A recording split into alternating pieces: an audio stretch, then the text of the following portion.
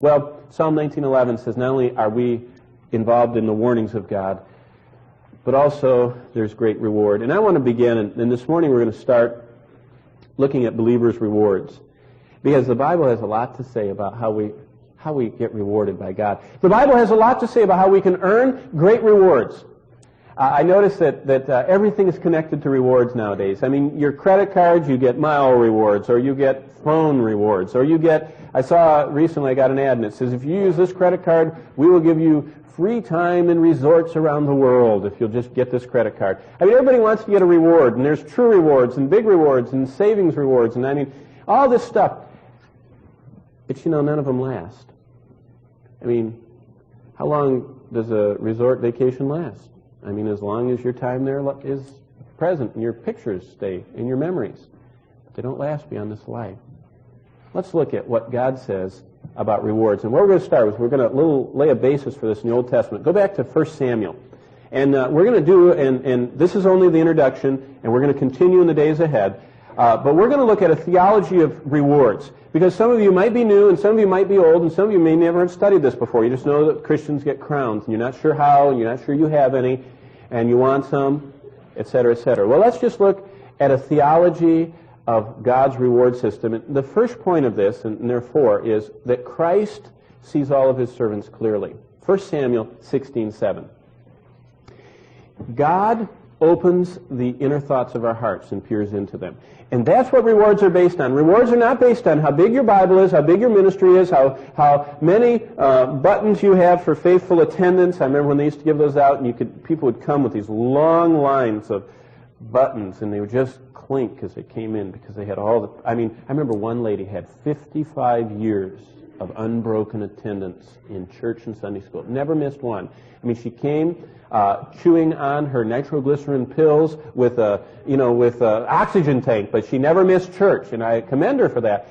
But you know, that external show is not really what gets us reward. There's nothing wrong with it, but there's no correlation between that and rewards in heaven. Okay, why? Because look at 1 Samuel 16:7. The Lord said to Samuel, don't look at his appearance. Don't look at, oh, he was so handsome. All those buttons, you know. Don't look at the height of his stature. I mean, people a lot of times they go, oh, there's someone, wow, what a Christian. I mean, oh, don't look at the outward or at his height of his stature. I refused him. What? I mean, Samuel the prophet was shocked. Why? For the Lord does not see as man sees. For man looks at the outward appearance. The Lord looks at the heart. Do you remember when Jesus was sitting in the temple one day with his disciples? It says he was sitting opposite the treasury. Now, a lot of times we don't realize that the temple stood until AD 70, and the early church, Christ and his apostles, and after Christ was gone, his apostles, they spent a lot of time at that temple. They didn't check out. They didn't break their membership at the temple. They stopped offering sacrifices, but they never stopped the temple worship. Why? Because it was true worship. Even though false people were doing it, they were really worshiping God there. They were using his word. And so Christ would often frequent the temple, and he sat there across from the treasury. In the treasury were these large receptacles, big brass horns. And the people would come up, and they were just about at arm level, and these great big things, they look like cornucopia, you know, from Thanksgiving, those big things, they have all the vegetables falling out of them. Well, those were brass, and they were sitting there, and the bottoms of them would go into chambers down below, and they would collect the offerings. And so people would come up, and they would put their offerings in these cornucopia horns, and they lined the treasury of the temple. And Jesus was sitting there one day, and he knew, of course, he was God, so he knew what was happening and everything. And he'd gotten all positioned there, and he was going to do an object lesson for his disciples. And as they were sitting there, this overweight, kind of well-dressed guy came up with a whole bunch of people with wheelbarrows. And they were blowing horns and, you know, clanging things, and it got everybody's attention. And he, you know, kind of quieted the crowd down, and then he started shoveling out of the wheelbarrows, big buckets. And he dumped them in these brass. Can you imagine the sound? You hear our coin offering, don't you? Those are in plastic buckets. These were in brass things. And everyone would go, oh, and he'd get another bucket full and wipe the perspiration and dump it in, and everyone was just, oh, what sacrifice.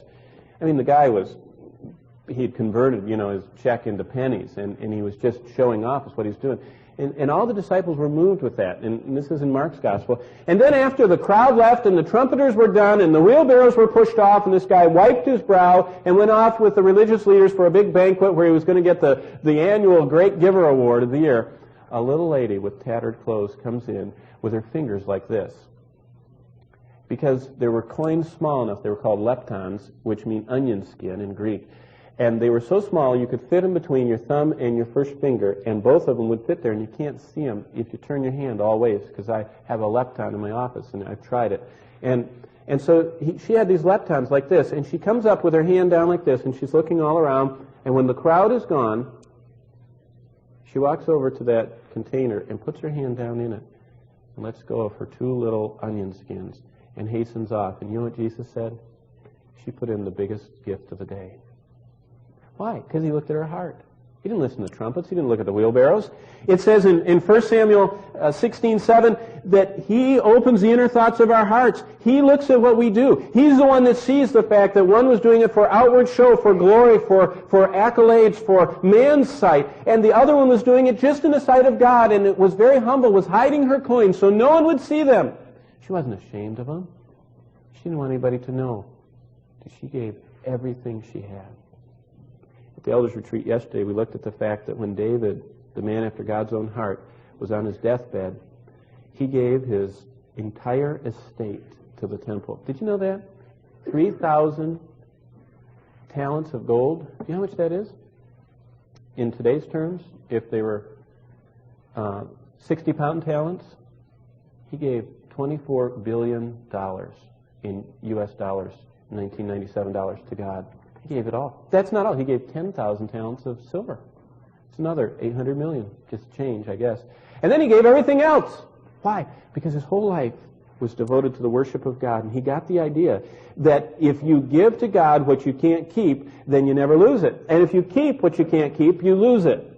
And he just gave it. And see, God looks at the heart. And the reward is not the amount, and it's not the big fanfare. It's the heart attitude. Look at Psalm 139 real quickly as we hasten onward. Psalm 139.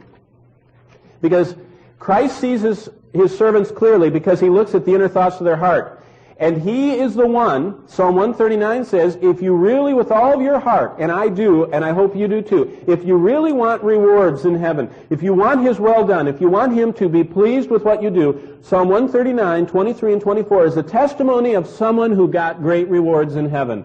And this is what they said: search me, O God, know my heart, try me, know my thoughts, and see if there be any hurtful way in me, anything that's going to diminish my ability to please you, and if so, change it, because I want you to lead me in the everlasting way. What did he say? He said, God, correct the direction of my life. I'm asking. And you know what? God will do that today.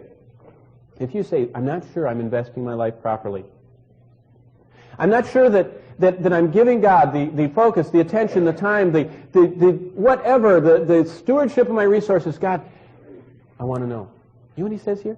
He'll search. He'll do every so often I mess up my computer, and I have a friend that comes by and he, types in all these things, and all of a sudden it starts going, and these little squares have dots in them, and they turn yellow, and it goes. You know what it's doing? It's checking everything out, and it's finding if anything is not connected properly, and then it just fixes all the fragments, and I don't know what it does. It just gets all well again until I wreck it again, later. Do you know that's what this verse is about for our spiritual lives? God will do a diagnostic program on us if we ask him to, and he'll show us if we're headed the right way for reward. New Testament, and we're going to conclude in the New Testament with two verses. 1 Corinthians 4:5.